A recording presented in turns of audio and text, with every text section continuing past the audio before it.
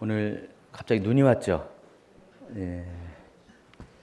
제가 예전에 4월 중순에 눈을 한번 맞아본 적이 있었는데, 그때 지금 인천에서 3월 지금 하순으로 가고 있는데 눈을 맞는다는 게 쉽지 않은데, 우리 여러분 인생도 환경도 종잡을 수 없습니다. 봄이 온 것 같은데 또 겨울이 오잖아요. 긴장 놓치지 마시고요. 늘 깨어서 하나님 앞에 서기 바랍니다. 자, 오늘은 사사기 13장부터 16장까지 삼손의 이야기를 좀 하겠습니다. 여러분은 어떨지 모르지만은 제가 일단 뭐 준비하는 거는 어렵지만 그래도 준비하면서 더 은혜가 되는 것 같아요. 원래 한 달에 한 번씩 연대기를 하다가 계속 그동안 행사가 많아가지고 한 넉 달 가까이 못했어요. 이제 다음 주에 할 거예요. 오랜만에 하는데 이번에 이거 사사기 보니까 거의 연대기 연구 수준으로 진행이 되는 것 같아요. 그래서 연대기 하다가 아마 그 사사시대가 나오잖아요. 또 시대별로 하니까 그때는 지금 한 걸로 대체할 겁니다. 그래서 통과할 거예요. 그러니까 지금 잘 기억하기 바랍니다. 자, 여기 보시면 사사시대는 이렇게 7번에 걸쳐서 동일한 패턴이 반복이 되는 어떤 시대적인 그런 변곡점들이 있었어요. 그래서 350년 동안 12명의 사사가 있었고 그 12명의 사사 시대에 7번의 시기적인 분할이 있었습니다. 그래서 백성들이 먼저 하나님 앞에 범죄하고 또 이로 인해서 하나님께서 백성들을 심판하시죠. 이방 민족을 보내주십니다. 그래서 이방 민족들이 백성들에게 이스라엘 백성들을 압제합니다. 그리고 그 압제 가운데 부르짖으면서 하나님 앞에 회개를 하고 다시 정신을 차립니다. 그러면 하나님께서 그들에게 사사를 보내주시죠. 구원자로서 사사를 보내주시고 사사가 살아있는 동안에 평화를 누리고 사사가 죽으면 또다시 범죄하고 자, 이런 패턴, 범죄, 그다음에 심판, 그리고 간구, 그리고 구원자를 보내시고 평화, 그리고 또 범죄 이런 패턴들이 350년 동안 7번을 반복을 한 거예요. 그리고 가면 갈수록 이 패턴들이 더 범위가 넓어지고 강도가 세진다는 것들을 여러분이 아시기 바랍니다. 그래서 그 범죄의 가장 핵심은 여호와의 목전에 악을 행했다. 제가 계속해서 이야기했지만은 여호와의 목전에 악을 행한 게 뭐라고 했어요? 우상 숭배. 하나님 보는 앞에서 이방 신들을 섬기는 것이 하나님 보시기에 가장 큰 악이었습니다. 그래서 사사 시대도 그렇고 오늘날도 마찬가지예요. 하나님 앞에 여러분이 가장 하나님이 가증하게 여기는 거 싫어하는 것은 하나님이 아닌 다른 우상을 숭배하는 것이에요. 다른 것은 하나님은 그래도 조금씩은 봐주는데 이 우상 숭배는 절대로 안 봐주십니다. 그 이유가 이걸 통해서 여러분의 그 생명이 영혼이 영적인 생명이 다 심판을 받기 때문에 하나님은 결국은 여러분 때문에 더 분노하시는 겁니다. 여러분을 위해서. 오늘은 이제 그 사사시대의 악순환적인 패턴의 마지막 7번째입니다. 오늘의 주인공은 삼손입니다. 삼손인데 그 삼손 시대 때 이스라엘을 압제한 민족이 블레셋이에요. 사사기 13장 1절 같이 있습니다. 이스라엘 자손이 다시 여호와의 목전에 악을 행하였으므로 여호와께서 그들을 40년 동안 블레셋 사람의 손에 넘겨주시니라 그랬습니다. 그럼 바로 지난주 강의에 중간에 입산 엘론 압돈이라는 소사사가 있었지만은 대사사 중에 하나인 입다 이야기를 지난주에 얘기했어요. 입다 시대 때 역시 하나님 앞에 악을 행했습니다. 우상 숭배를 했을 때 하나님께서 두 민족을 보냈어요. 18년 동안 이스라엘을 괴롭혔는데 암몬과 블레셋이에요. 암몬은 동편에 있는 이방 민족이었고 블레셋은 서편에 있어요. 그래서 입다는 그 동편 므낫세 반지파 길르앗 땅에 있는 그런 사사였습니다. 그래서 지난번에는 주로 이제 입다를 중심으로 해서 암몬 사람의 압제를 이야기했는데, 실은 그때부터 사사시대 전반에 걸쳐서 블레셋이 계속해서 이스라엘을 괴롭혔어요. 그래서 지금 입다와 삼손 간의 간격이 중간에 3명의 사사가 있긴 하지만, 그렇지만은 이 3명의 사사는 어느 한 지역의 소사사이지 대사사가 아니에요. 그렇기 때문에 입다와 삼손 시대에 이미 블레셋은 연이어서 이스라엘을 압제를 하고 있었어요. 그래서 지리적으로 므낫세에 가까운 암몬은 입다 시대의 므낫세를 이렇게 괴롭혔고, 또 지리적으로 단에 가까운 단지파에 가까운 그 블레셋 사람은 그 서편에서 단지파를 중심으로 이렇게 또 유다까지 이렇게 괴롭히는 그런 형국을 보이고 있습니다. 그래서 거의 같은 시대라고 여러분 보시기 바랍니다. 삼손은 12번째 사사예요. 성경에 사사가 12명만 있는 건 아니에요. 사사 시대 안에 12명의 사사가 있는 거고, 사사 시대를 넘어서 사무엘 시대에 가죠. 그때 또 사사가 생깁니다. 누굴까요? 엘리. 그리고 엘리의 2 아들도 사사였어요. 그리고 사무엘도 사사였고 사무엘의 아들도 사사였어요. 그래서 엘리의 자손들, 그리고 사무엘의 자식들, 계속해서 사사는 이어집니다. 근데 그 사사 시대라는 범위 안에서는 12명의 사사가 있었고, 그 마지막 사사가 삼손이라는 것입니다. 자, 오늘 이제 이야기가 좀 길어요. 내용이 여러 가지 다양한 이야기가 많은데, 여러분 이제 삼손을 이야기하기 전에 단지파 이야기를 좀 알아두실 필요가 있어요. 다음 주 강의 때도 단지파가 나오기 때문에 단지파에 대해서 여러분 좀 이렇게 좀 더 특별히 좀 이해할 필요가 있습니다. 이스라엘 12지파 중에서 한 지파가 단지파입니다. 자, 그런데 단지파가 기업으로 분배받은 땅에 대해서 여러분이 좀 이렇게 이해가 필요해요. 여기 그림에 보시면은 단이 어디에 있어요? 요 지역이 있죠. 단이 여기 있습니다. 이렇게 왼쪽에는 지중해고요. 그리고 동북쪽으로 에브라임 지파가 있고요. 그리고 남쪽으로 유다 지파가 있고요. 그리고 서남쪽으로 블레셋이 있습니다. 근데 여러분이 이제 이 지도를 보면서 이렇게 이 시대 상황을 아시는 분들은 바로 이해하겠는데, 에브라임 지파가 어떤 지파냐면은 이 북쪽 지파를 대표하는 리더십을 갖고 있는 지파예요. 지난번에 입다 때도, 기드온 때도 그렇고 어땠어요? 에브라임 지파가 딴지를 계속 걸었잖아요.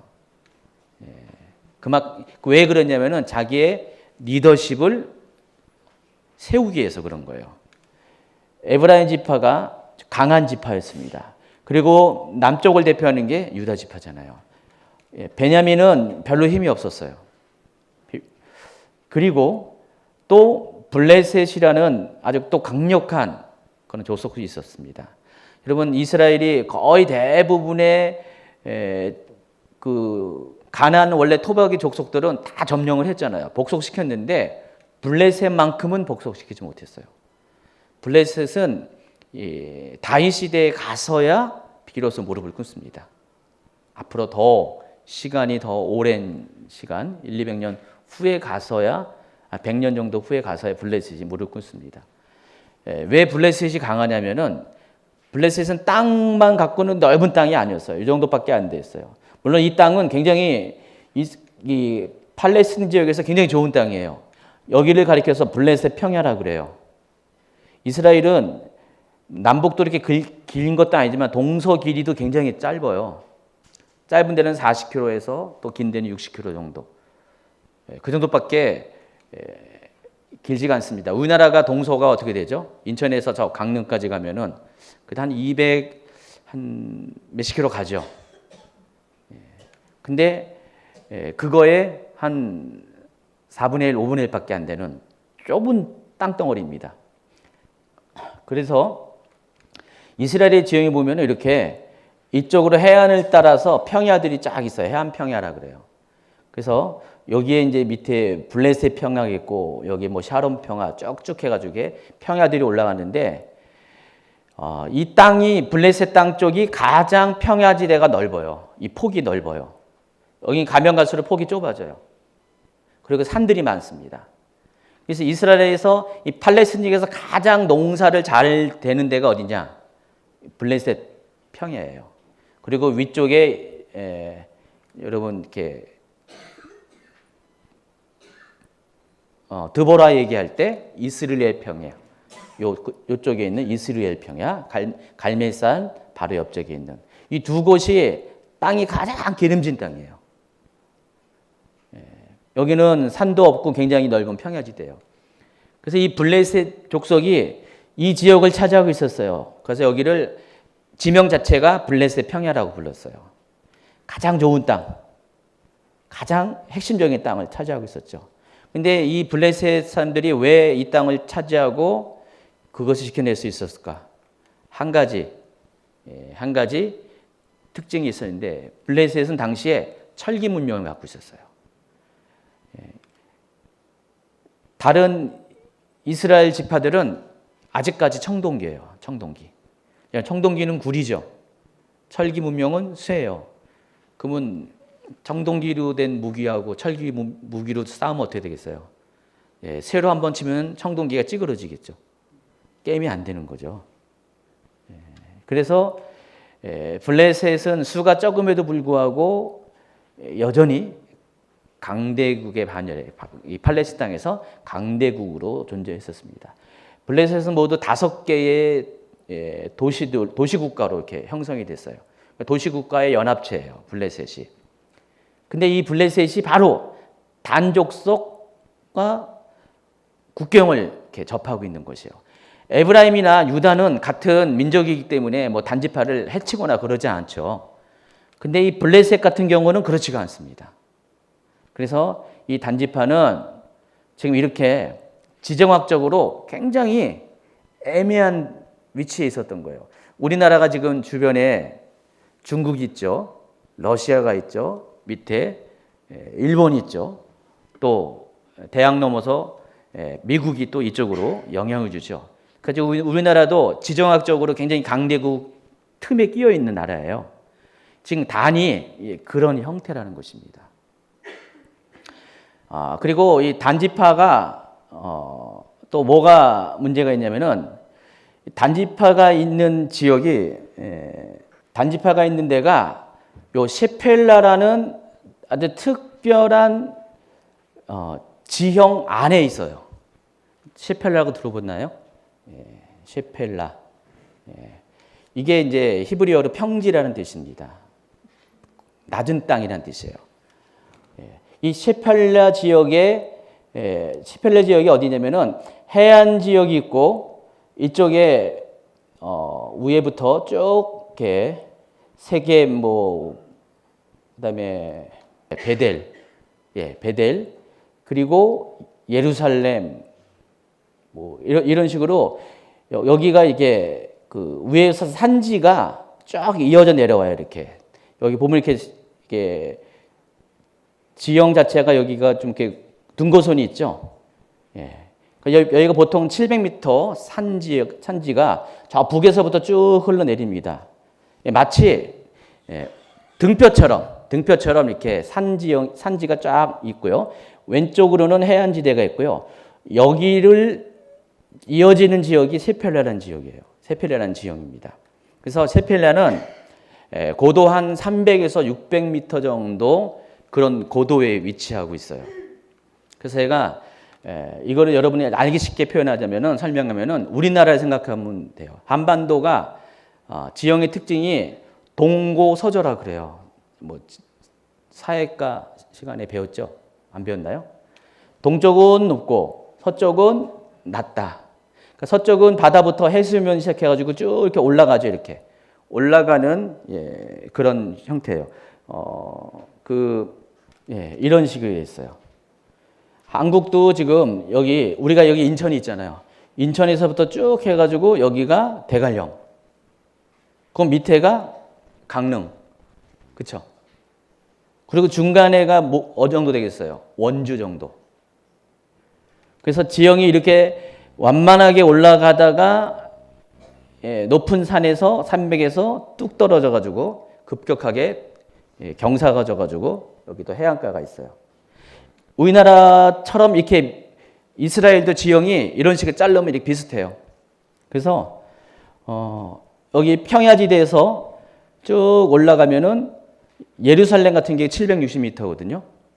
760m 쭉 올라가요.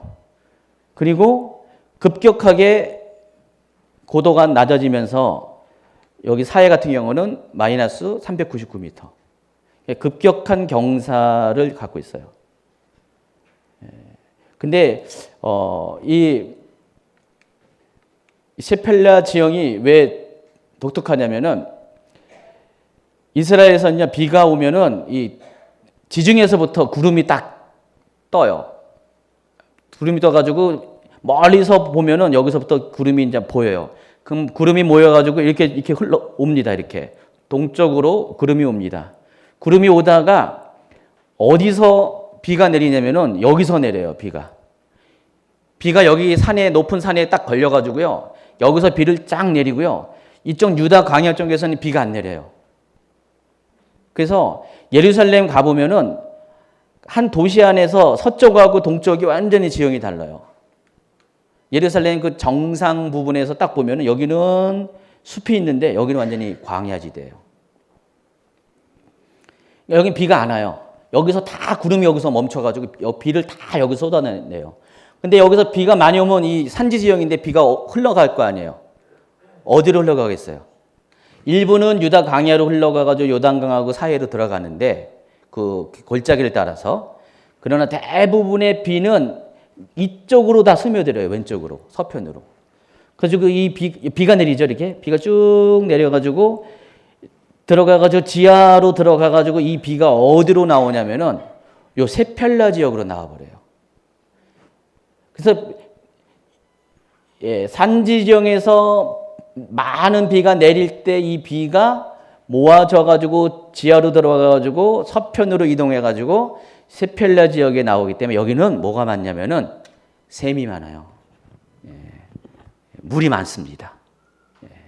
그래서 여기가 굉장히 비옥한 땅이에요. 여기가요. 셰펠라가.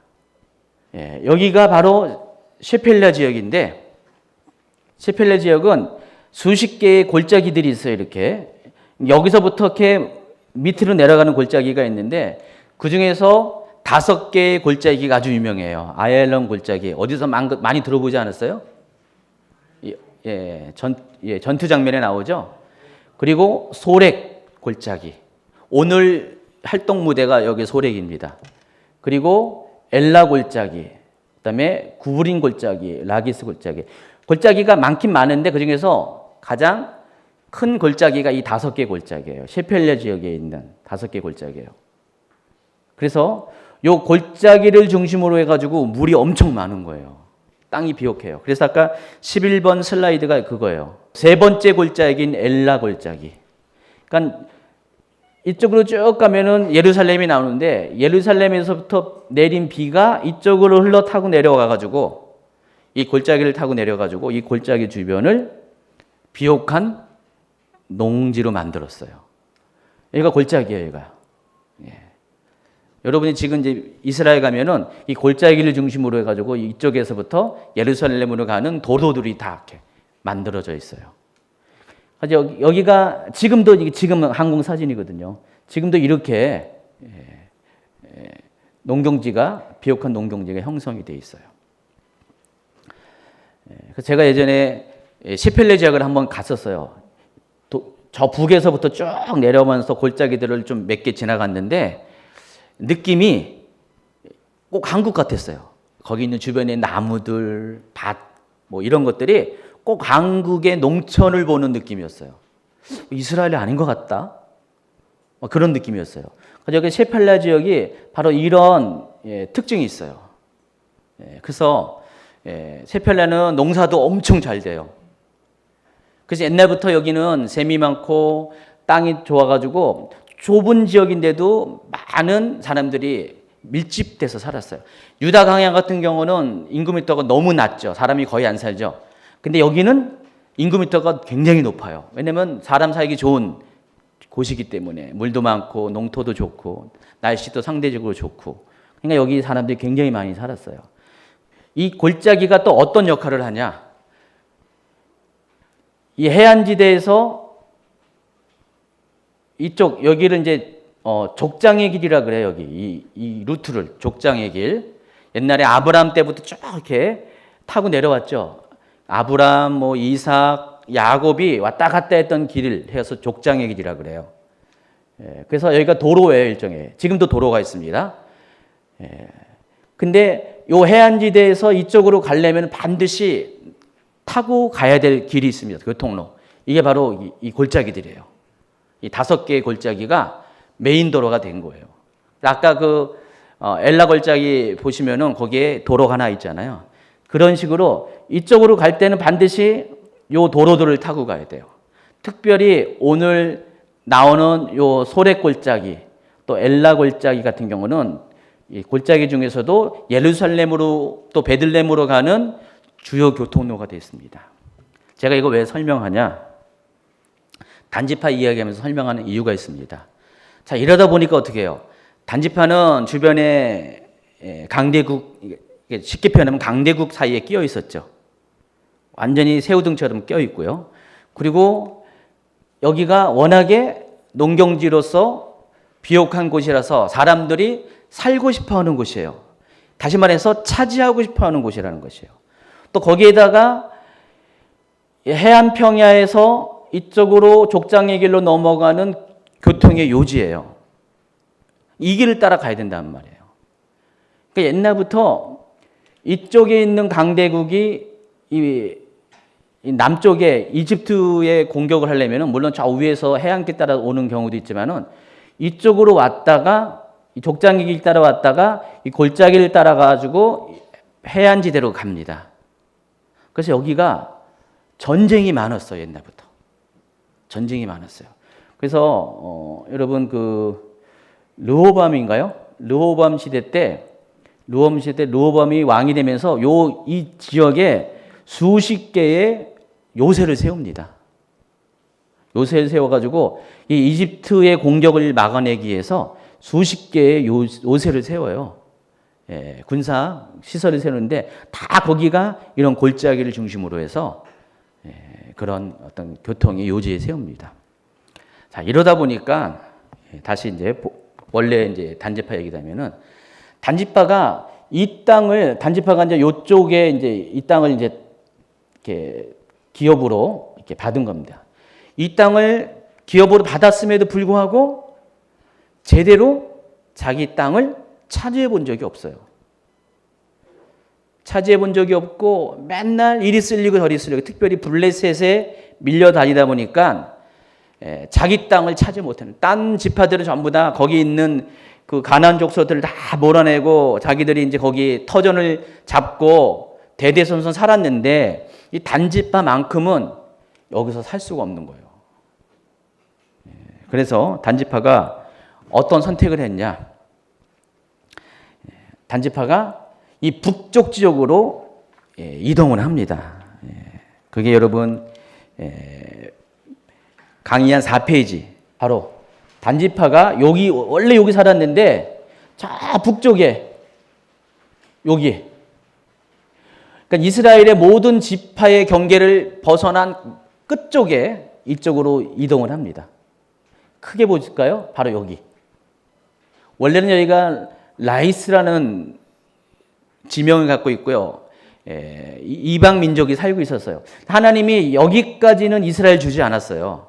요 밑에까지 이스라엘에게 땅을 나눠줬는데 여기는 하나님이 주신 땅이 아닌데 이 단지파가 이쪽에는 각 자기 지파들이 있으니까, 형제 지파들이 있으니까 여기서는 어쩔 수 없으니까 여기서부터 위쪽으로 올라가 가지고 이 라이스라는 지역으로 가 가지고 여기서 사람들을 전부 다 몰살시키고 여기에 뿌리를 내립니다. 그래서 여러분이 알고 있는 단지파는 거의 여기에서 존재해요. 자, 바로 여기서부터 위에까지 이렇게 단지파의 이동이 나옵니다. 여기 이제 다음 시간에 구체적으로 다룰 거예요. 사사기 18장에 나옵니다. 사사기 18장에 나오는데 그만큼 단지파는 자기가 원래 있는 땅에서 살 수 있는, 정착해서 살 수 있는 그런 상황이 아니었어요. 그래서 단지파의 다수가 이쪽으로 이동합니다. 이게 언제 이런 일이 있었냐면은 사사시대 초반부에 있었어요. 사사시대 350년의 앞 시대에 있었어요. 이 이야기가 18장에 나온다고 했잖아요. 사사기 전체를 보면은 뒤에 이야기처럼 보이지만은 다음 주에 얘기했지만은 실은 아니에요. 연대기적으로는 사사시대 초반부에 일어난 일이에요. 단지파가 여기 옮겨간 그 사건이. 그래서 단지파는 일찌감치 여기 정착하지 못하고 저쪽 북쪽 지방으로 옮겨갑니다. 그럼에도 불구하고 여기에 남은 사람이 있어요. 단지파가 다 간 게 아니라 일부에 남겨진 사람들이 있는데 그 남겨진 사람들이 이 소렉 골짜기를 중심으로 해가지고 좁은 땅덩어리에서 그냥 겨우 명맥을 유지하며 살고 있었어요. 바로 오늘 삼손이 바로 여기서 출생을 합니다. 이 지역의 소라라는 땅에서 출생을 합니다. 그 얘기를 하는 거예요, 제가. 여러분 강의 한 4페이지 보시면은 삼손은 바로 이 아래 남쪽 단지파 출신입니다. 이미 삼손 시대는 단지파가 양쪽에 다 살고 있었어요. 북쪽에 단지파도 있었고 남쪽에 단지파가 있었는데 북쪽은 어쨌든 자기들이 이제 자기 터전을 잡고 살아있지만은 남쪽에 있는 단지파는 블레셋의 강력한 영향을 받고 있었어요. 그러니까 블레셋이 계속해서 단지파를 거의 식민 통치하고 있는 상황이었다는 것입니다. 바로 거기서 삼손이 태어납니다. 자, 근데 삼손은 다른 사사들과 좀 달라요. 굉장히 많이 다르는데 태어날 때부터 하나님의 기름 부음을 받고 태어나요. 여러분 나시린이라고 들어봤죠? 나시린이 이제 이렇게 고백을 합니다. 나시린은 어떤 사람이냐면은 민수기 6장 2절 한번 같이 읽어볼까요? 이스라엘 자손에게 전하여 그들에게 이르라 남자나 여자나 특별한 서원 곧 나시린의 서원을 하고 자기 몸을 구별하여 여호와께 드리려고 하면 포도주와 독주를 멀리하며 포도주로 된 초나 독주로 된 초를 마시지 말며 포도즙도 마시지 말며 생포도나 건포도도 먹지 말지니 자기 몸을 구별하는 모든 날 동안에는 포도나무 수사는 씨나 껍질이라도 먹지 말며 그 서원을 하고 구별하는 모든 날 동안은 삭도를 절대로 그의 머리에 대지 말 것이라. 자기 몸을 구별하여 여호와께 드리는 날이 차기까지 그는 거룩한즉 그의 머리털을 길게 자라게 할 것이며 자기의 몸을 구별하여 여호와께 드리는 모든 날 동안은 시체를 가까이 하지 말 것이요 그의 부모 형제가 죽은 때에라도 그로 말미암아 몸을 더럽히지 말 것이니 이는 자기의 몸을 구별하여 하나님께 드리는 표가 그의 머리에 있습니다. 자기의 몸을 구별하는 모든 날 동안 그는 여호와께 거룩한 자니라. 이게 나시린 규정입니다. 나실이라는 그 뜻은 구별하다, 봉헌되다, 헌신되다라는 뜻이에요. 히브리어 나자르에서 왔는데, 그래서 이 나실이는 요 민수기 6장에 있는 그대로 이런 의무를 지키면서 일정 기간 자기가 하나님 앞에 나신으로서 서원한 기간 동안은 그렇게 살았어야 돼요. 여기 많이 여러 가지 강조되지만은 특별히 7절에 보니까 이는 자기의 몸을 구별하여 하나님께 드리는 표가 그의 머리에 있습니다 해가지고 절대로 머리카락을 자르지 않았어요. 삭도를 칼을 대지 않았다는 것입니다. 나시린의 여러 가지 특징 중에 하나가 머리를 못 깎는 거예요. 그래서 나시린을 딱 보면 알아요. 머리가 다 길 수밖에 없어요. 남자나 여자나. 나시린은 남자만 나시린이 아니라 여자도 나시린이에요. 근데 보통 나시린은 일정 기간 동안만 이렇게 서원을 하고 이렇게 이런 의무를 지켜요. 가령 뭐 6개월, 뭐 1년 이런 식으로. 자, 그런데 삼손은 아예 날 때부터 모태로부터 나시린으로서 하나님이 구별하여서 태어나게 하셨어요. 여러분, 그 유명한 나시린이 또 한 명 있어요. 날 때부터 나시린. 누구 것 같아요? 신약 시대에 있어요. 누가복음 1장에 세례 요한. 그 세례 요한도 날 때부터 모태로부터 나시린이었어요.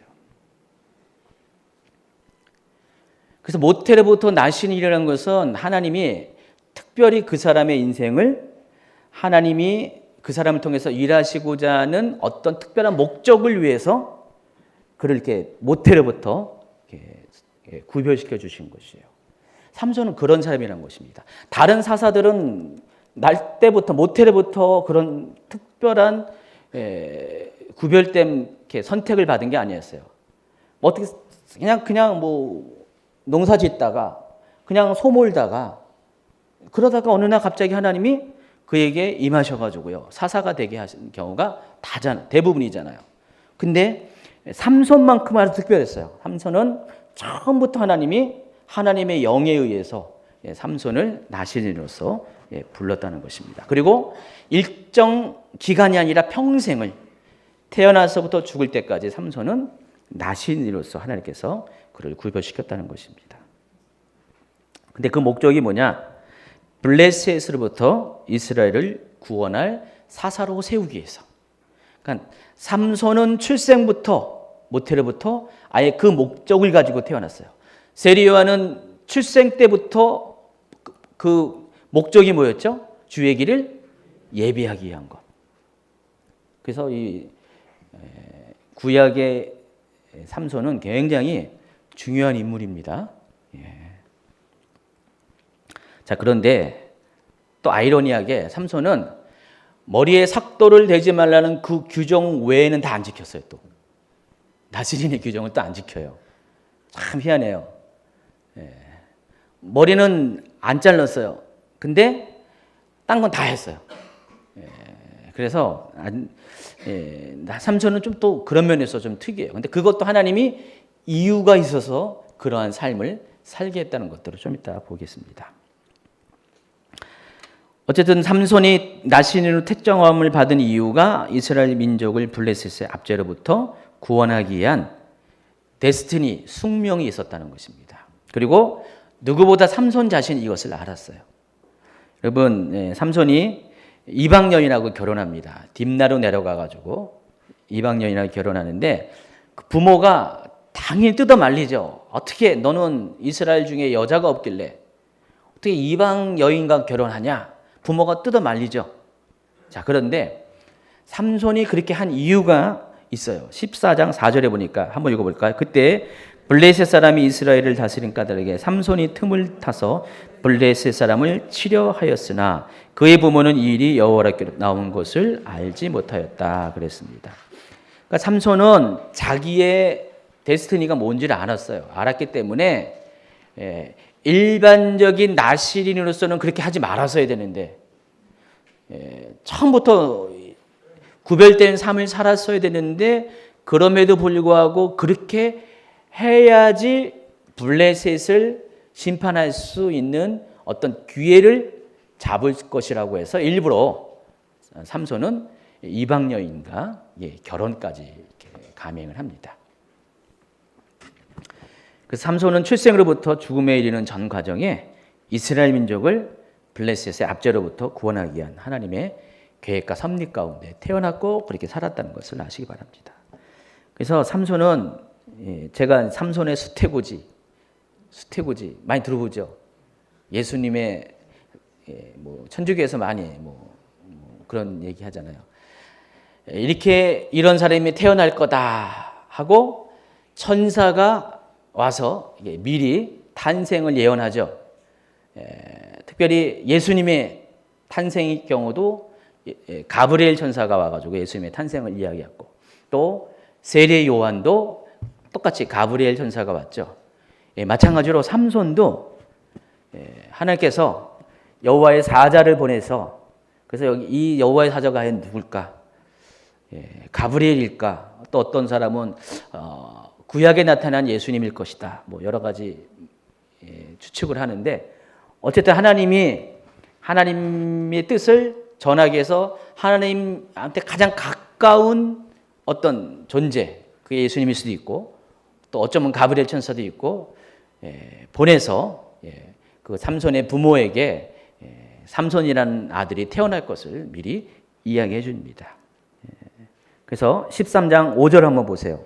보라, 내가 임신하여 아들을 낳으리니 그의 머리 위에 삭도를 대지 말라. 이 아이는 태에서 나옴으로부터 하나님께 바쳐진 나시린이 됨이라. 그가 블레셋 사람의 손에서 이스라엘을 구원하기에 시작하리라 그랬습니다.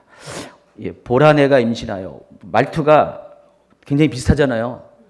신약의 누가복음에 있는 누가복음 1장 31절이에요. 보라, 내가 잉태하여 아들을 낳으니 그 이름을 예수라 하라. 굉장히 표현이 비슷하죠. 저는 개인적으로 그래서 이 삼손의 부모한테 나타난 여호와의 사자도 아마 가브리엘 천사의 가능성이 많아요. 가브리엘 천사는 요즘식으로 말하면은 대통령 비서실장입니다. 그래서 하나님이 직접 아주 중요한 일을 맡은 중요한 사람이기 때문에 그렇게 태어날 것도 미리 알려줍니다. 가지고 말투도 표현하는 것도 거의 세례 요한 수준, 예수님 수준이니까요. 삶은 세례 요한 수준, 그의 역할은 거의 예수님 수준으로 삼손에 대해서 이렇게 여호와의 사자가 와서 미리 출생에 대한, 임신할 것에 대한 것을 알려주었다는 것입니다. 다른 사사들하고 완전히 구분되지 않아요? 삼손은 지금까지 제가 소개한 사사들과는 완전히 다른 차원의 사사라는 것입니다. 태어날 때부터, 출생 때부터 하나님이 특별히 구분한 그런 사람입니다. 그리고 삼손 같은 경우는 하나님의 영이 아주 빈번하게 임하세요. 다른 사사들은 가끔씩 하나님의 영이 임하잖아요. 첫 번째 하나님의 영이 임했다. 누구한테 임했어요? 온니엘, 첫 번째 온니엘에 대해서, 또 기드온에 대해서. 모든 사사가 하나님의 영이 임했다, 그런 표현이 다 있는 건 아니에요. 몇 명의 사사에게만 하나님이 영이 임하는데, 이 삼손을 보면은요, 계속해서 하나님의 영이 삼손의 삶 가운데 갑자기 임하는 장면을 많이 봅니다. 사사기 13장 24절 25절 시작. 그 여인이 아들을 낳음에 그 이름은 삼손이라 하니라. 그 아이가 자라매 여호와께서 그에게 복을 주시더니 소라와 에스돌 사이 마데단에서 여호와의 영이 그를 움직이기 시작하였더라. 또 14장 6절 여호와의 영이 삼손에게 강하게 임하니. 또 14장 19절 여호와의 영이 삼손에게 갑자기 임하시매. 15장 14절 여호와의 영이 삼손에게 갑자기 임하시매. 이 표현들을 보면은 삼손은 하나님의 영이 삼손에게 임했다는 표현들이 굉장히 많이 있어요. 이때 당시 하나님의 영이 임하는 방식은 어디냐면은 머리 위에요. 제가 기름 부음에 관한 기름 부음 이해라는 강의를, 시리즈 강의를 했잖아요. 그때 앞부분에 요 부분을 많이 설명했었어요. 영어로 따지면은 전치사 upon이라고 있어요. upon은 on은 무엇 무엇 위에라는 전치사 뜻인데, upon은 바로 위라는 뜻이에요. 그러니까 제 머리가 있으면은 제 머리 바로 위에, 이게 upon이에요. 머리 위에 하나님의 영이 임했다, 그런 뜻이에요. 그러니까 삼손 같은 경우는 하나님이 영이 임하셔서 삼손의 머리 위로부터, 하늘로부터 하나님의 영이 내려오셔가지고요, 삼손의 머리부터 덮으시는 거예요. 그래서 그를 장악을 하는 거예요. 그럼 하나님의 영이 임하는 어떤 일이 생기냐, 삼손에게 어떤 일이 생기죠? 힘이 세지죠. 초능력이 생기는 거예요. 슈퍼맨이 되는 겁니다. 정말 슈퍼맨이에요. 좀 이따 보면은 정말 삼손은 슈퍼맨입니다. 하나님의 영이 임하면은 삼손이 갑자기 평소에도 힘이 세지만은 머리카락 자체로 갖고 있는 것 자체로 힘이 있지만은 하나님의 영이 임하면 더더욱 힘이 강력해지는 현상을 나타내 보입니다. 그래서 삼손은 자, 이와 같이 태어나기 전부터 하나님이 그가 태어날 것을 미리 천사를 보내서 이야기했고, 또 태어나고 나서도 하나님이 영이 수시로 삼손에게 임하셔서 그 결과 다른 사람과 비교할 수 없는 초인적인 그런 능력을 삼손에게 부어주었다. 이것을 아시기 바랍니다. 자, 7페이지에 가면은 딥나 사건. 자, 지도에 보면은 딥나가 어디냐면은 여기 있습니다. 삼손이 태어난 고향이 소라고요. 소라, 그리고 딥나. 여기 잘 보시면은 색깔이 어때요? 이쪽과 비교해서 어때요? 여기 완전히 그냥 그 광야 색깔 나오죠? 사막 색깔 나오죠? 여기가 유다 광야예요. 그리고 바로 여기 예루살렘을 해가지고 등뼈와 같은 데가 산악 지역이에요. 근데 여기는 어떻게 색깔이요? 초록색이잖아요. 아까 바로 말씀드린 요 지역이 쉐팔레예요. 나무도 많고요. 물도 많고 농경지도 많아요. 근데 여기 위에부터 아야란 골짜기, 또 소레 골짜기, 엘라 골짜기, 구브론 골짜기, 라기스 골짜기 5개의 골짜기가 이 셰팔레 지역에 동에서 서로 이렇게 뻗어 있다고 그랬죠. 그래서 이게 골짜기를 따라서 물길이 있고, 골짜기에는 그래서 아까 엘라 골짜기 사진 보여준 것처럼 농경지가 발달했고요. 또 여기가 교통로가 발달돼 있어가지고요. 특별히 전쟁 시에 이 골짜기를 따라서 군대가 이동한다고 그랬잖아요. 그래서 그 지역에 가장 중심되는 지역에 지금 단지파가 있었어요. 그러니까 이러다 보니까 단지파가 여기서 강대국 틈바구니에 껴서 살 수가 없으니까 할 수 없이 땅은 여기 분할받았지만은 자기 땅을 점령하지 못하고 자기 것으로 만들지 못하고 북쪽으로 할 수 없이 올라갔다고 했잖아요. 사사시대 초반부부터. 그래서 남겨진 단지파의 사람들 중에 소라에서 삼손이 태어났다고 그랬잖아요. 이게 이제 사사기 후반부의 일입니다. 그래서 여기 보시면은 딥나가 있죠. 딥나까지가 블레셋 지경이에요. 블레셋이 그러니까 이런 식으로 해가지고 블레셋이 이쪽이 다 블레셋 땅이에요. 그리고 딥나에서 오른편이 단지파 땅이고요. 또 여기서 좀만 더 오른편으로 가면은 유다 땅이에요. 바로 여기예요. 여기가 소랫골짜기예요. 지금 소랫골짜기. 이 소랫골짜기를 따라서 이렇게 쭉 가다 보면 약 32km 정도 되는데, 이 소랫골짜기가 따라 올라가면 예루살렘이 나와요. 종점이. 이게 골짜기예요. 소랫골짜기예요. 이런 식으로 쭉 이렇게 소랫골짜기가 이렇게 있어가지고 여기서부터 쭉 이렇게 내려오는 거죠. 그래서 옛날부터 여기 이제 물길이고요. 물길이고 또 여기 옆쪽으로 해가지고 도로가 나와 있어요. 비가 많이 오면 당연히 여기가 물이 꽉 차겠죠. 근데 평상시는 비가 적을 때는 그냥 교통로 역할을 많이 했습니다. 그래서 이 길을 따라가지고 쭉 올라가면은 예루살렘이 이쪽으로 와요. 이쪽으로 옵니다. 예루살렘이. 그래서 여기가 지금 딥나가 블레셋 땅이고요. 여기까지 블레셋 땅이고, 소라가 단지파 땅이고, 또 일로 가면은 유다지파 땅이 나옵니다. 그래서 이런 식으로 요 소래 골짜기를 따라서 이렇게 블레셋, 단, 유다라는 3개의 나라가, 여기 나라가 아니지만은 이렇게 세력들이 이렇게 골짜기를 따라서 이렇게 존재했습니다. 그리고 삼손은 이 소라에서 태어나가지고 이 양쪽으로 왔다 갔다 하면서 활동을 하게 됩니다. 그래서 지금 다시 7페이지로 가면은 삼손이 여기 자기 집이 여기예요.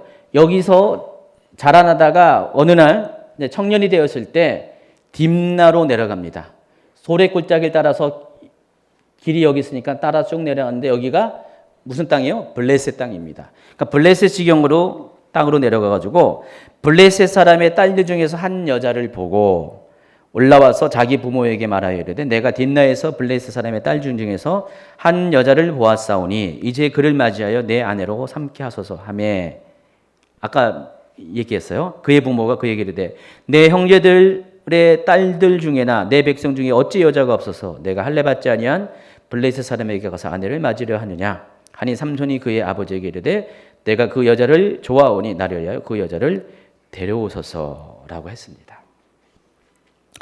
근데 삼손이 이와 같이 선택한 이유가 뭐라고 했어요? 기회를 틈타서 블레셋 사람을 공격하기 위해서, 치기 위해서 이런 일을 했다는 것입니다.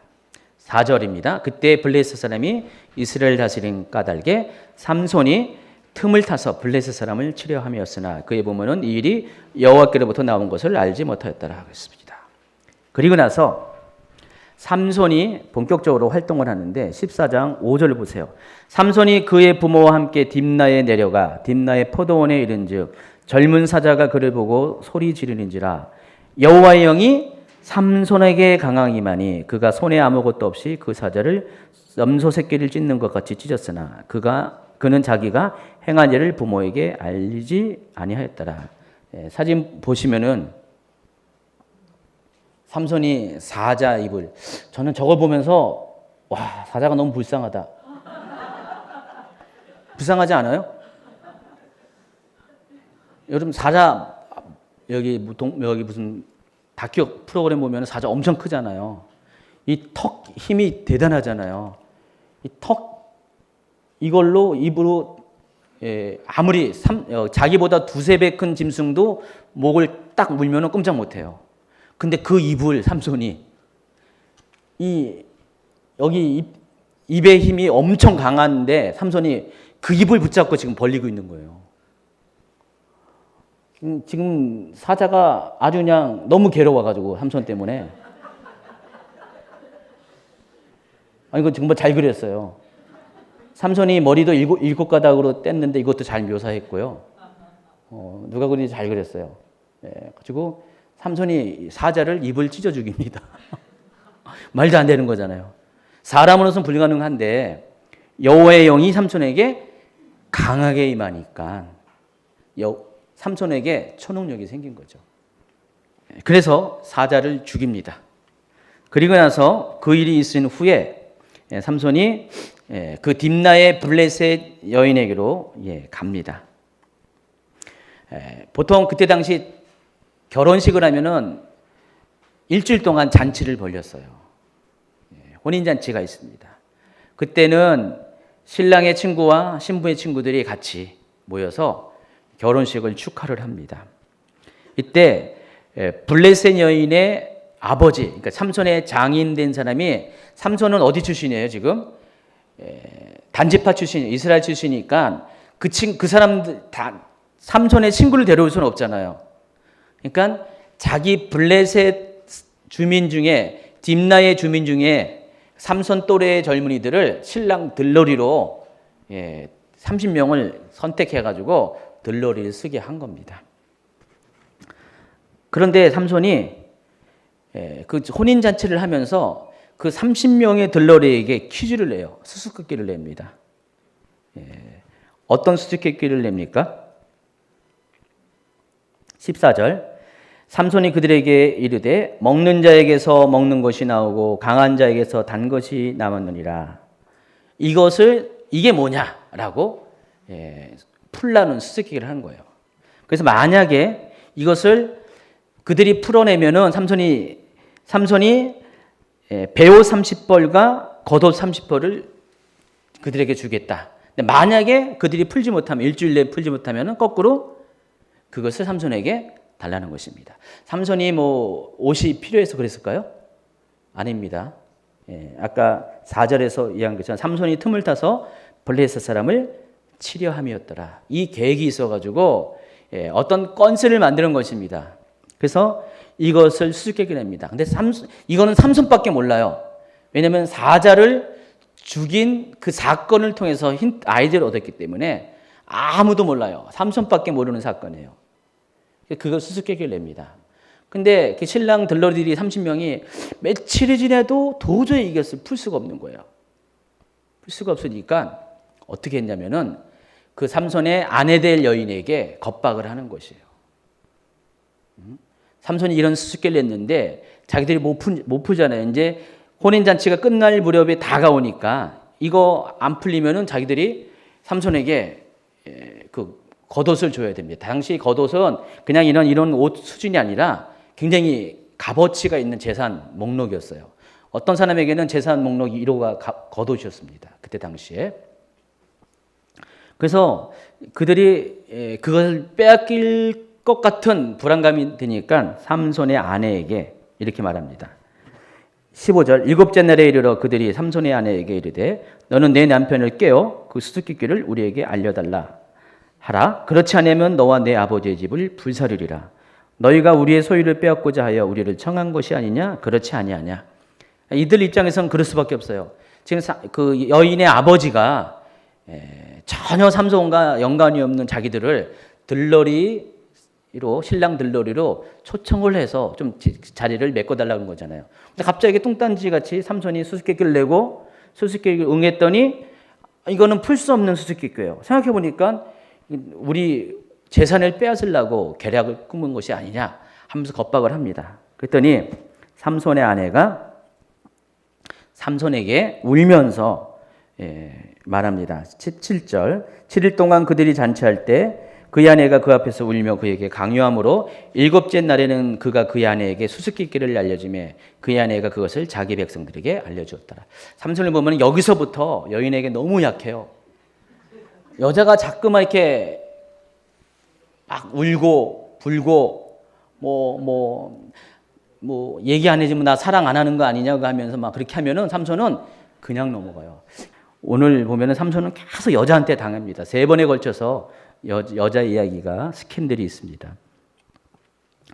그래서 삼손이 결국은 그 답을 아내에게 알려주고 아내가 그 30명이 알려줘가지고 결국은 삼손이 수수께끼에 지고 맙니다. 삼손이 이럽니다. 18절 삼손이 그들에게 이르되 너희가 내 암송아지로 밭갈지 아니하였다면 내 수수께끼를 능히 풀지 못하리라. 내 암송아지가 누구예요? 삼손의 아내입니다. 자, 삼손이 이제 큰일 났어요. 수수께끼에 삼손이 졌으니까 옷 30벌을 마련해야 돼요. 그런데 삼손이 어떻게 하냐? 거기서 아스글론이라는 지역으로 내려갑니다. 아스글론이 지도에 나오는지 모르겠네. 나오네요. 여기가 딥나죠. 딥나에서 쭉 내려가가지고 해안 옆에 아스글론으로. 그러니까 지금 블레셋은 당시에 5개의 도시가 있었어요. 여기 가자, 지금 가사, 아스글론, 또 에그론. 자, 그런데 15장과 16장은 20년의 간격이 있어요. 시간 간격이. 그러니까 레이 사건과 이 가사 사건은 20년의 시간 간격이 있어요. 여러분 이제 15장과 16장이 바로 이어지는 게 아니라 15장이 끝나면서 20년의 세월이 훌쩍 넘어서 삼손은 그동안 이스라엘의 사사로서 20년 동안을 지냈고 20년 후가 되어서 어느 날 또 이제 삼손이 가사를 방문하게 됩니다. 근데 가사가 뭐가 있냐면은 블레셋이 우상으로 가장 큰 우상으로 섬기는 다곤 신전이 있었어요. 다곤 신이 이런 거예요. 요게 다곤 신입니다. 요게 물고기 형상으로 되어 있었죠. 요 다곤 신입니다. 인어예요, 인어. 인어. 이거를 섬겼어요. 그래서 지도를 보시면은 12페이지 여기 블레셋 여기 선이 블레셋과 이스라엘의 경계선입니다. 블레셋은 이쪽이에요. 다 3편. 여기 5개의 도시 가드, 에그론, 아스돗, 그다음에 아스글론, 이 가자. 요거 말고요. 요 5개의 도시가 블레셋의 가장 강력한 도시 국가였었어요. 여기에 각각의 왕과 같은 역할을 하는 방백들이 있었고요. 이들이 연합체로서 블레셋을 구성하고 있었어요. 근데 지금 삼손이 어디로 갔냐면은 가장 깊숙한 가자 땅으로 가버립니다. 자, 근데 이것도 삼손을 통해서 하나님께서 이 블레셋을 징치하고자 하는 섭리 가운데 일어난 일입니다. 근데 이번에도 삼손이 여인하고 또 꼬입니다. 예. 삼손이 가자를 들어갔는데 어딜 갔냐면은 기생의 집에 들어간 거예요. 그러니까 삼손은 좌우지간 머리 삭도를 대지 않는 것 외에는 다 안 되니까요. 기생의 집에서 뭐 하겠어요? 술 먹고 뭐 하겠죠. 예. 기생의 집에 들어가니까 이 소식이 가사에 있는 블레셋 사람들에게 확 퍼져버린 거예요. 삼손이 왔다. 지금 20년 동안 지금 어쨌든 간에 삼손이 잠잠하고 있었어요. 감히 블레셋이 삼손을 건드릴 수 없었어요. 그러니까 삼손은 그냥 이스라엘 땅에서 거기서 사사가 되어서 이스라엘 백성들을 통치하고 있었어요. 근데 20년 만에 갑자기 삼손이 가사 땅으로 내려오니까 초긴장을 합니다. 가사 사람들이. 그래서 어떻게 했냐면 삼손이 자기 땅에 들어왔으니까 이게 기회다 해가지고 삼손을 죽이려고 합니다.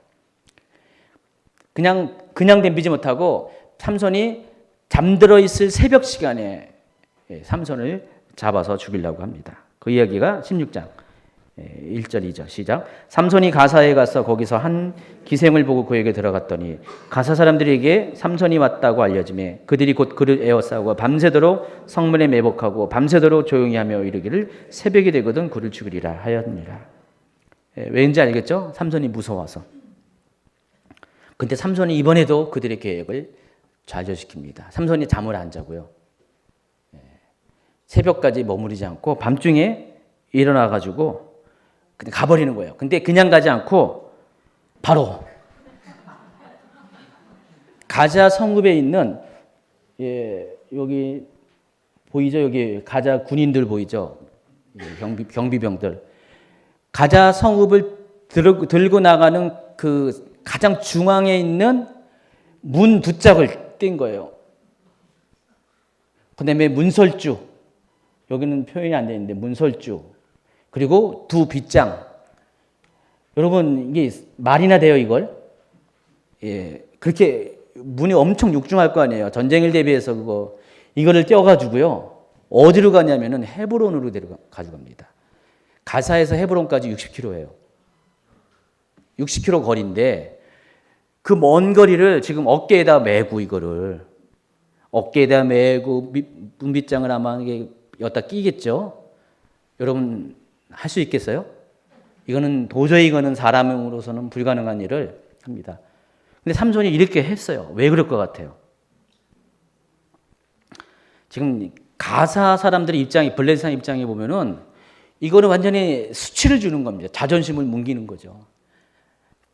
블레셋 중에서 가장 강성한 가사에 내려와서 사람들이 다 있는 본 앞에서 멀쩡히 있는 그 육중한 문짝들을 가사 성문의 출입문을 띄워가지고 어깨에 메고 갔다.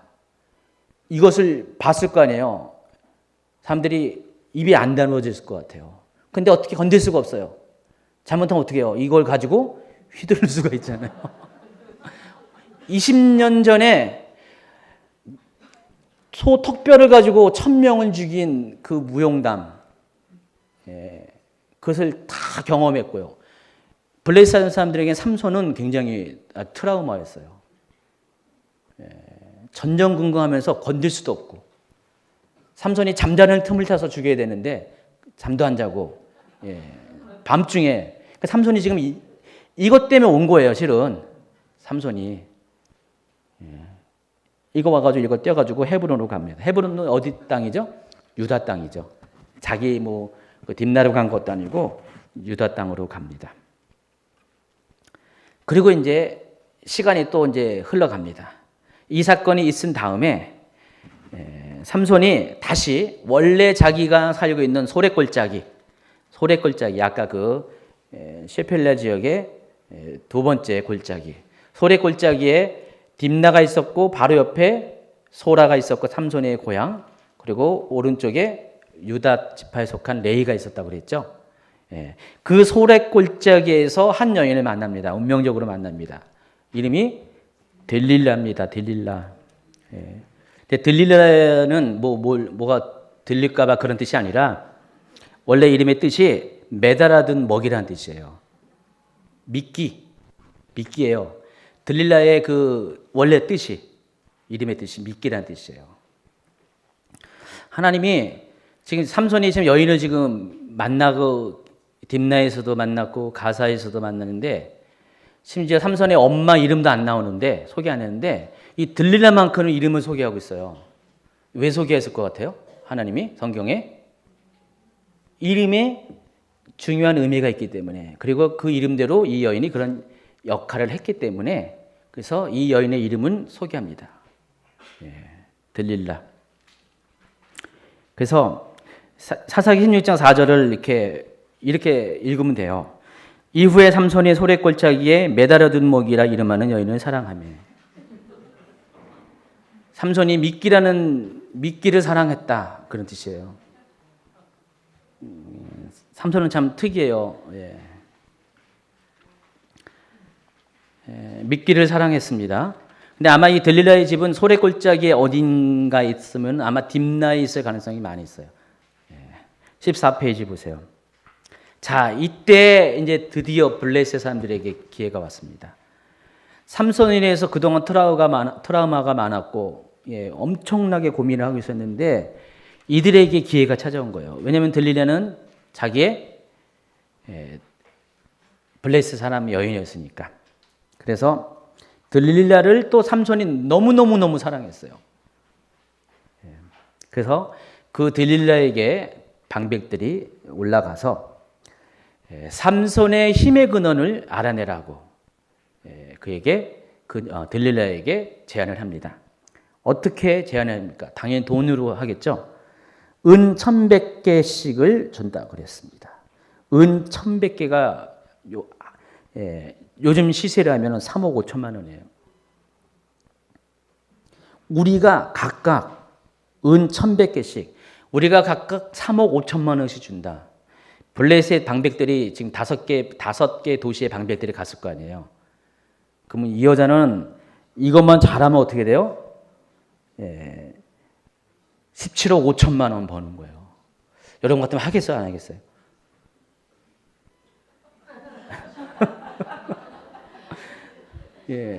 들릴라가 17억 5천에 완전히 그냥, 요즘 로또 맞으면 그 정도 나오나요? 그런 액수니까 그렇게 하기로 했습니다. 그리고 삼손을 시험합니다. 16장 6절부터 14절까지는 3번에 걸쳐서 들릴라가 삼손에게 힘의 근원을 묻고 삼손은 대답을 해요. 근데 다 엉뚱한 대답을 합니다. 첫 번째는 새 활줄 7으로 나를 결박하면 내가 힘이 약해질 것이다. 아니었죠. 또 만일 쓰지 아니한 새 밧줄로, 아니었습니다.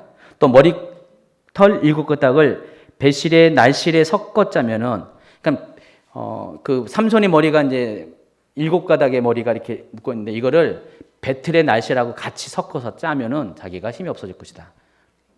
나중에 보니까 이제 테스트 하잖아요. 들릴라가 블레셋 사람이 들이셨습니다 했더니 삼손이 잠을 깨어 배틀의 바디와 날씨를 다 빼내니라. 머리카락을 갖고 묶여 있는 머리카락 갖고 그 배틀을 전부 다 뽑아냈다는. 여기도 이제 아니었어요. 그랬더니 이제 들릴라가 이제 화가 났습니다. 사사기 16장 15절 시작. 들릴라가 삼손에게 이르되 당신의 마음이 내게 있지 아니하면서 당신이 어찌 나를 사랑한다 하느냐. 당신이 이로써 3번이나 나를 희롱하고 당신의 큰 힘이 무엇으로 말미암아 생긴지를 내게 말하지 아니하였더라. 날마다 그 말로 그를 재촉하여 졸음에 삼손이 마음이 번뇌하여 죽을지언이다. 삼손이 지금 계속 들릴라가 옆에 와가지고 날 사랑해, 응? 사랑한다면서 왜 자꾸만 가르쳐주지 않냐, 비밀을 가르치지 않냐. 결국 어떻게 해요? 삼손이 진심을 드러내서 진짜 힘의 근원을 이야기해 줍니다. 내 머리 위에는 삭도를 대지 아니하였으니 이는 내가 모태에서 하나님의 나신이 되었습니다. 만일 내 머리가 밀리면 내 힘이 내게서 떠나고 나는 약해져서 다른 사람과 같으리라 하니라 그랬습니다. 들릴라가 이번엔 삼손이 진심으로 말한다는 것을 알게 되었어요. 그리고 사람을 보내어서 블레셋 방백들을 다시 불러가지고 그리고 마침내 삼손의 힘의 근원이 없어진 것들을 확인합니다. 삼손이 잠든 틈에 무릎을 베고 자게 한 다음에 여기 약을 수면제를 먹였다 이런 건 없고요. 무릎을 베고 자게 했다 그랬습니다. 그러니까 삼손이 들릴라를 엄청 사랑한 것 같아요. 그러니까 미끼를 너무 사랑한 것 같아요. 사람을 불러서 그의 머리털 7가닥을 밀고 괴롭게 본즉 힘이 없어졌어요. 그리고 곧바로 블레셋이 쳐들어옵니다. 삼손이 그 와중에 이전처럼 블레셋 사람들을 제어하려고 했는데 이미 하나님의 영이 떠나버렸어요. 그리고 삼손이 블레셋 사람들 붙잡힙니다. 그리고 블레셋 사람들이 한 게 곧바로 삼손의 눈을 빼버립니다. 그리고 놋줄로 매고 데려갑니다. 여러분, 이 삼손에게 있어서 그 힘의 근원은 하나님이었고요. 그리고 그가 하나님의 힘에 가지고 있었던 그 어떤 통로는 삭도를 대지 아니하는 머리카락이었어요. 삼손은 누구보다도 자기의 힘이 거기서부터 나오는 것을 알고 있었어요. 근데 알고 있는 삼손이 여인이 괴롭히니까 결국은 그 힘의 근원을 이야기해줬고 그것으로 통해서 결국은 머리카락이 밀려치고 또 그것 때문에 하나님의 영이 떠나는 것을 경험하게 됐습니다. 자, 이걸 통해서 여러분 알아야 될 것은 하나님은 사람을 사용하실 때 그냥 사용하는 게 아니라 하나님께서 주실 능력을 가지고 사용하시죠. 근데 아무에게나 하나님이 능력 주신 게 아니라 하나님이 사용할 수 있는 구별된 사람에게 능력을 주세요. 지금도 삼손처럼 비록 그런 힘은 아니더라도 하나님이 많은 하나님의 사람들을 지금 사용하십니다. 각가지 다양한 능력을 가지고 사용하는데 그 힘은 우리가 하나님 앞에 나신으로서 다시 말해서 봉헌된 사람, 구별된 사람으로서 자신의 거룩을 지킬 때에만 그것이 가능해요. 만약에 그걸 놓쳐버리면은 하나님의 영이 떠나버리면 아무것도 아닙니다. 저는 많은 특별히 사역자들을 보면서 그런 걸 많이 경험합니다. 하나님이 한때 삼손처럼 사용한 사역자들이 많이 있습니다. 마귀를 대적하게 하고요. 또 복음을 통해서 많은 영혼을 구원하고요. 또 그 사람을 통해서 뭐 여러 가지 기사와 이적이 나타나고 또 하나님의 말씀을 대언하는 많은 사람이 있었는데 몇 년 지나고 한 10년 지나면은 그냥 평범해져요. 평범해집니다. 그때는 아주 잠깐 반짝 했어요. 뭐 사람들이 막 그 사람에게 환호했고요. 근데 몇 년 지나면 평범한 사람이 됐습니다. 뭐 그분들이 무슨 머리카락을 잘라서 그런 건 아니죠. 머리카락 때문에 그런 건 아닌데 그분들이 그렇게 할 수 있었던 힘은 오직 한 가지 하나님의 임재가 있었다는 거예요. 근데 하나님의 임재를 얻으려면은 하나님의 임재를 끌어내리는 그들의 삶이 있었죠. 근데 그게 없어지면은 똑같이 삼손처럼 그런 일이 생긴다는 것입니다. 그래서 오랫동안 사역을 하는 사람들이 많지는 않아요. 하나님 앞에 오랫동안 쓰임 받는 사람이 정말 많지 않아요. 그 똑같이 시작한 거에서. 근데 오랫동안 그렇게 하나님 앞에 죽을 때까지 쓰임 받는 사람의 특징은 똑같아요. 삭도를 대지 않는 거예요. 세상 가운데 자기의 어떤 거룩함을 섞이게 하는 하나님의 그런 기름 부음을 떠나게 하는 그런 일들을 안 한다는 것이죠. 그러니까 삭도를 대지 않는다는 것은 하나님 것을 내 안에서 제거하지 않는다는 뜻이고요. 다른 것을 받아들이지 않는 것입니다. 그래서 그런 사람들은 하나님이 끝까지 사용하세요. 저는 이제 개인적으로도 그렇고 교회적으로도 그렇고 똑같은 것 같아요. 우리 뭐 주님제 교회도 하나님이 지금 뭐 이제 교회가 이제 시작된 지가 8년 됐지만은 뭐 10년, 15년, 20년 뭐 아니면 뭐 80년 80년까지는 모르겠어요. 그 주님은 오시겠죠. 사실 주님 오실 때까지 주님께서 계속해서 지금처럼 사용되려면 어떻게 될 것 같아요? 여기서 기름 부음이 떠나면 안 되죠. 그렇죠? 그러니까 우리가 기름 부음이 머물 수 있도록 여기서 하나님이 머물 수 있는 그런 교회가 돼야 돼요. 여러분 개인도 마찬가지라는 것입니다. 하나님이 여러분을 사용하실 수 있도록 여러분의 삶이 나시린으로서의 삶을 사셔야 된다는 것입니다. 힘의 근원은 하나님 앞에 구별되었을 때, 나신이 되었을 때 가능했기 때문에 그렇다는 것입니다. 자, 마지막으로 삼손이 이대로 끝나지 않습니다. 마침내 그의 명예를 회복하고 자신의 사명을 다할 수 있는 마지막 기회가 찾아옵니다. 이제 블레셋 사람들이 삼손을 이제 잡아왔어요. 눈까지 뽑아왔습니다. 그러니까 삼손이 어떻게 해요? 예전과가 달라요. 이빨 다 빠진 호랑이가 됐어요. 더 이상 삼손에 힘도 없고요. 눈도 보이지 않습니다.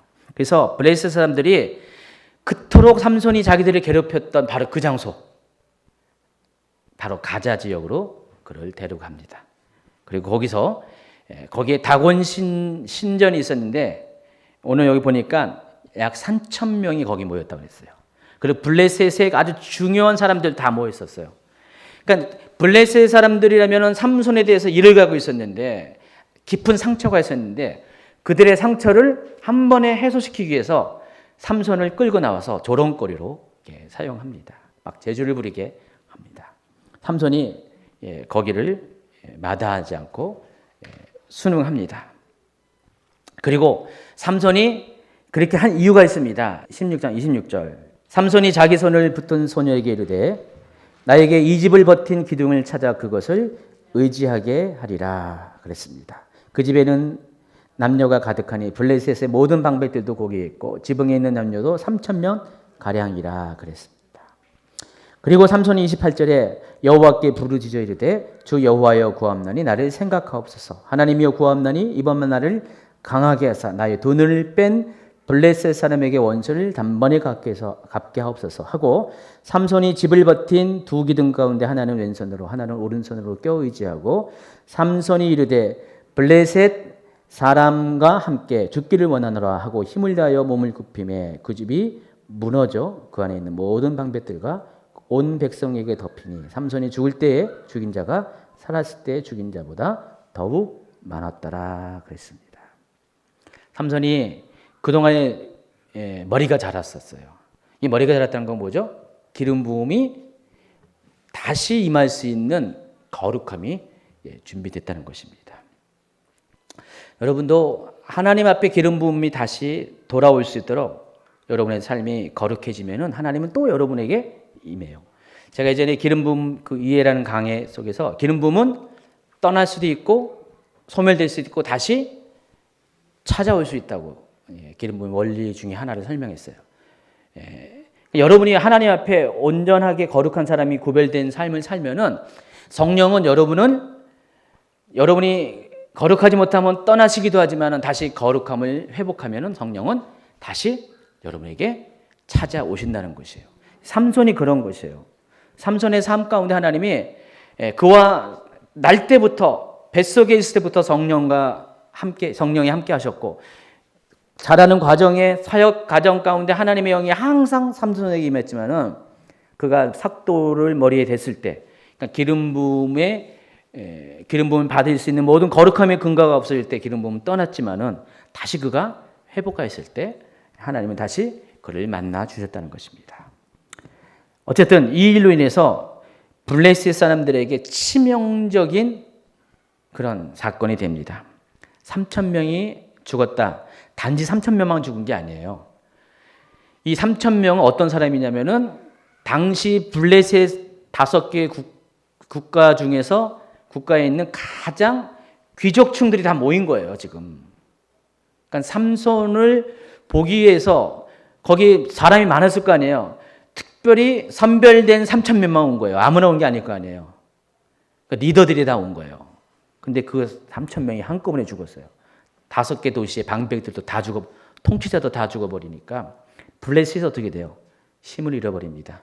그리고 지금까지 이스라엘을 공격해오고 괴롭혔던 블레셋이 완전히 삼손의 마지막 이 죽음과 함께 했던 일을 통해서 완전히 더 이상 영향을 주지 못하게 돼버립니다.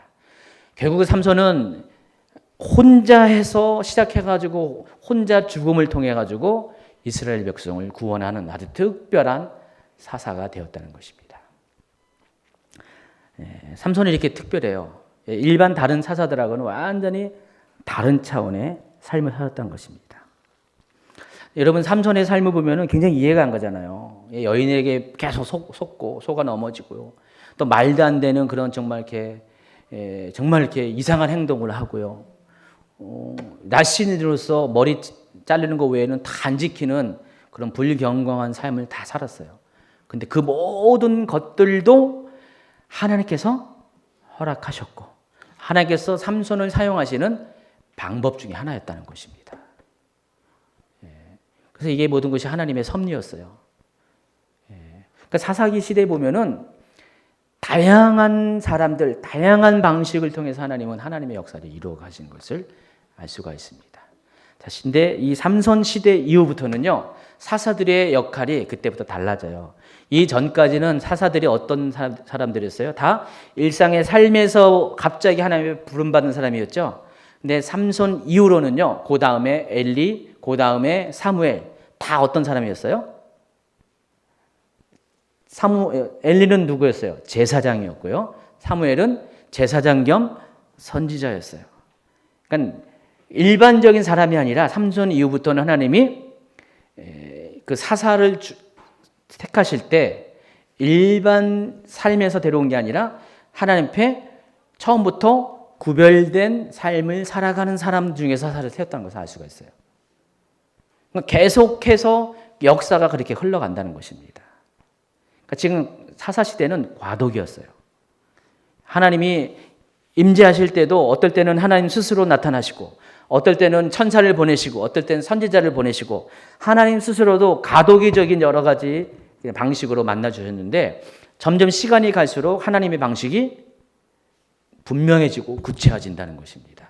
그리고 아무나 택하는 것이 아니라 구별된 사람들을 택해 가고 있다는 것입니다. 여러분 이제 알아야 될 것이 그거예요. 뭐 하나님이 뭐 그때는 뭐 어쩔 수 없이 그런 방법을 택했지 모르지만은 하나님은 점점 역사가 가면 갈수록 하나님의 사람은 하나님이 구별시켰고 또 구별된 사람을 구별된 삶을 살게 해서 또 그를 통해서 하나님의 역사를 이루어 가신다는 것입니다. 그러니까 여러분이 그냥 어느 날 갑자기 하나님의 쓰임 받을 수도 있겠지만은 하나님이 쓰임 받는 사람은 지금 시대에도 보면은 하나님 앞에 이렇게 평소에 구별된 삶을 사는 사람이 하나님이 사용하세요. 여러분 하나님께 쓰임 받고 싶으세요? 그러면 어느 날 갑자기 뭐 여러분 세워지는 게 아니라 평소에 여러분 삶이 하나님 앞에 거룩한 삶을 사셔야 되고요. 오직 하나님만 섬기는 삶. 그렇게 살다 보면 하나님이 여러분을 삼손과 같은 방식으로 아니면 사무엘과 같은 방식으로 어쨌든 간에 하나님의 방식으로 여러분을 사용하실 것입니다. 그래서 사사의 모든 이야기가 여기서 마칩니다. 다음 주에는 사사 이야기가 아니라 사사 시대 전체를 다시 한번 조망하면서 사사 시대가 왜 그렇게 엉망인 시대가 됐을 밖에 없는가, 그것을 세 가지의 사건을 통해서 여러분에게 소개를 할 겁니다. 그 첫 번째, 미가라는 사람의 집에서 일어난 사건. 두 번째, 그 레위 지파의 어떤 사람을 통해서 첩 있죠? 그 사건을 통해서 또 베냐민 지파 그 사건을 통해서 사사 시대가 왜 그런 시대가 될 수밖에 없는가를 여러분에게 설명을 해줄 겁니다.